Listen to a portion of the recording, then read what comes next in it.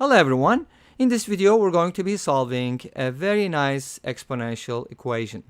We have x squared equals 2 to the power x and we're looking for x values. So at this point you may already have the obvious solutions. You can just plug in some numbers to make sure it works.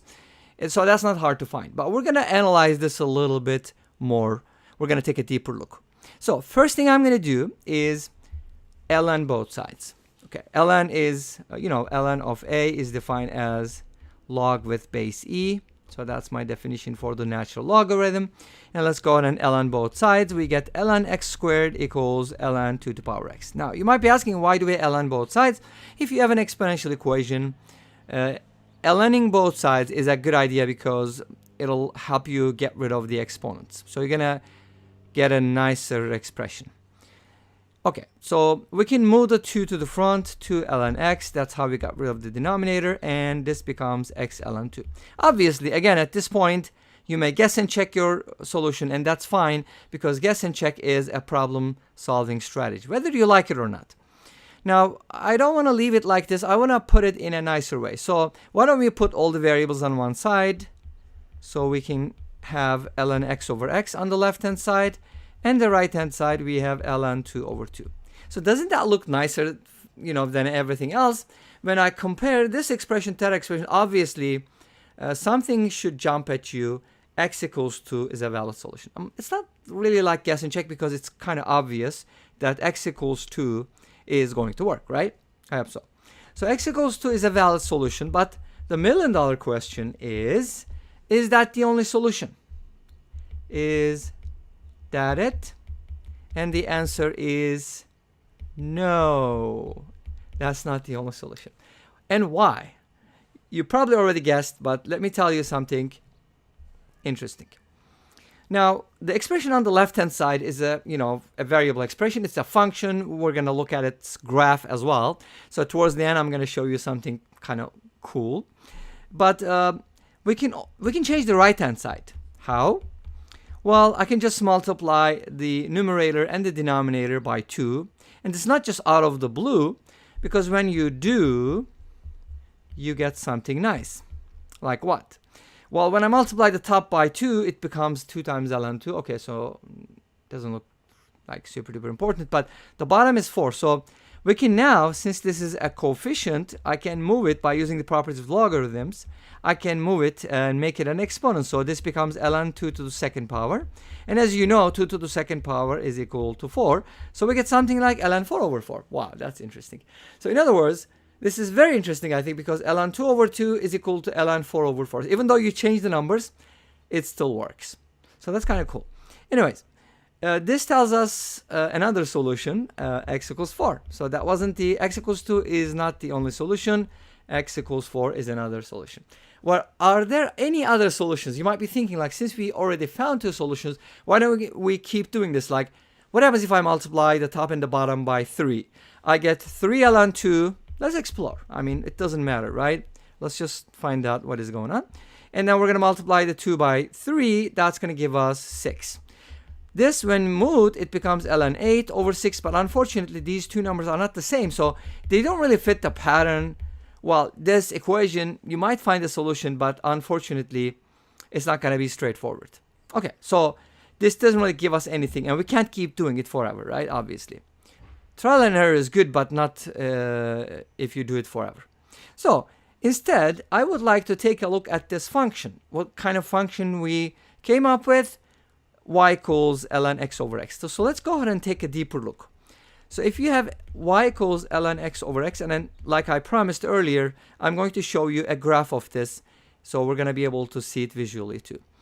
So now I'm going to differentiate this function. Why do we do this? Well, some people think that calculus is like super duper hard. Actually, no. If you have a good algebra foundation, if you have a trigonometry foundation, calculus should not be too hard to learn because it's just a bunch of rules. And, that's basically what it is. Anyways, so we're going to differentiate this function using the quotient rule. The derivative of ln x is 1 over x. Multiply by the denominator. minus the derivative of x, which is 1, multiplied by the numerator, which is ln x, and then all of that is divided by x squared. That's it. You see, you apply the rule and you get the answer. X cancels out. Of course, x should not equal 0. It's not equal to 0 because it's not even in the domain. But anyways, y prime, the derivative of y with respect to x, becomes 1 minus ln x divided by x squared. Okay, why did we differentiate this function? Because we're going to look at the rate of change. How does this function change? Where does it increase? Where does it decrease? Does it always increase? Does it always increase? Does it make a maximum or a minimum? Does it have any critical points, any inflection points, so on and so forth? All these questions can be answered by doing one thing, and that is the derivative. Isn't that cool? You just do one thing and you can answer a bunch of questions. But not only that, I want to make a table here. So let's go ahead and make a table. And that table is going to look like the following, and I've made these tables before. We're going to have like two rows. One of them is going to be y prime, the other one is going to be y, and on top I'm going to have the x values. But when I say x values, you have to think about the following. Set the derivative equal to 0. So my goal is to find if there's a point, a x value, at which the slope of the tangent is 0. In other words, can we get a horizontal tangent? And you're going to see in a little bit if that's possible and what it looks like. But from here, if a fraction is equal to 0, as you know, the numerator must equal, I don't know why Notability does that sometimes. That's the app I use. A lot of people are asking which app I use. This is Notability. Okay. I think it's only available for iPad. Anyways, set it equal to 0. So from here you get ln x equals 1. And if you e to the power of both sides, whatever you do, you get x equals e. Euler's number. Great. So x equals e is the only critical value. So I'm going to put that on the table. And as you know, e is 2.7 something, right?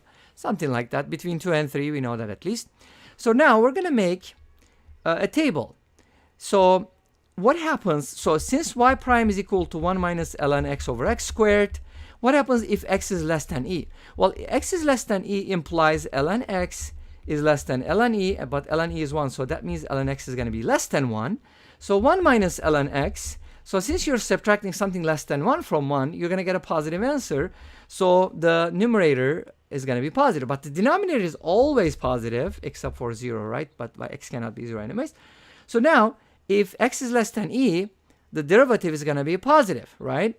Okay, so how do we express that? We just put a plus sign on the table for values that are less than e. So like this. Okay, what happens if x is greater than e? By the same token, ln x is going to be less than 1.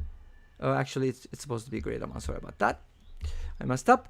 ln x is going to be greater than 1, which means that 1 minus ln x is going to be negative. Because if you subtract a number larger than 1 from 1, you get a negative answer. Or you could just manipulate inequality, whatever. So now here we're going to have a negative value for the derivative. Now, what does it mean? If the first derivative is positive on an interval, that means that function is increasing. Why? Because you're talking about a function whose slopes of tangents are always positive, so that function has to increase. But doesn't necessarily mean it's concave up or concave down. It just means that it's increasing. And for the negative interval, our function is decreasing, which means we have a maximum at x equals e. So this function is supposed to increase and then decrease, thereby making a maximum at x equals e. But what happens at x equals e? Let's find out. If you replace x with e, y at e, or you can write it as f, whatever, ln e is going to be 1 over e. So we get a point e comma 1 over e is going to be a local max for this function. Now, what is that supposed to mean? Well, it just means that we're going to have a maximum between 2 and 3. So now let's take a look at the graph. What does the graph of y equals ln x over x looks like, right?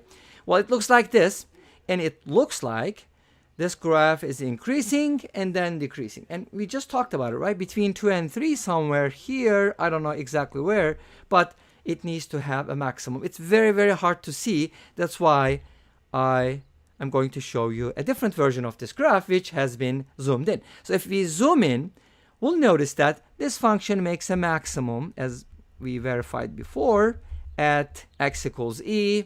And then it is going to have an intersection point here and here. The horizontal line, which is red, is the graph of y equals ln 2 over 2.